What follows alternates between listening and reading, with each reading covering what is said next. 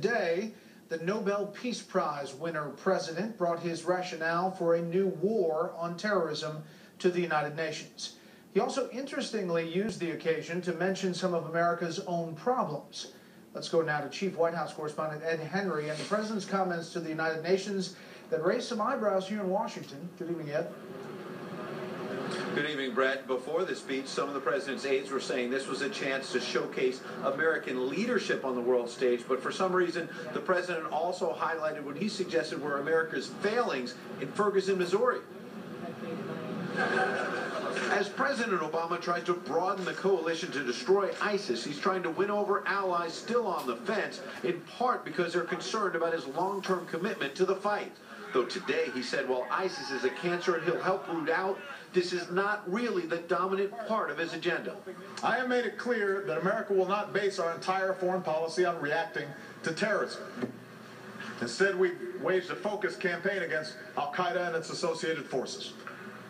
And when it comes to America and Islam, there is no us and them, there is only us, because millions of Muslim Americans are part of the fabric of our country. Despite the continued effort to slam former President George W. Bush's war on terror, this president has his own explaining to do. 1 year ago from this very podium, he took a victory lap. Today, all of our troops have left Iraq. Next year, an international coalition will end its war in Afghanistan, having achieved its mission of dismantling the core of al-Qaeda that attacked us on 9/11. This year, the president is saying something much different. The remnants of al-Qaeda are dangerous enough to strike the American homeland. So he launched a new war in Iraq and Syria and used the address here to issue a plea to the world to join the coalition, backed up by an emotional French President François Hollande, moments after he confirmed an ISIS-aligned group in Algeria had beheaded a French hostage. Cette barbarie. When faced with these barbaric acts, faced with this terrorism, will we remain spectators?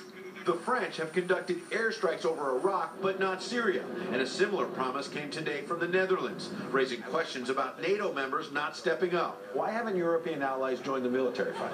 I think you will see European allies joining the U.S. also when it comes to the military operation.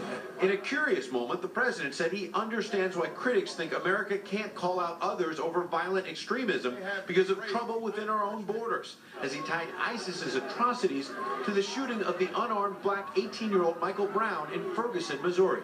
In a summer marked by instability in the Middle East and Eastern Europe, I know the world also took notice of the small American city of Ferguson, Missouri, where a young man was killed and a community was divided. So yes, we have our own racial and ethnic tensions. Now, reporters later pressed on why the president would drag Ferguson, an ongoing legal matter, into this story. Aides had to clarify the president was just trying to point out America is not always perfect in its own domestic affairs. Brett?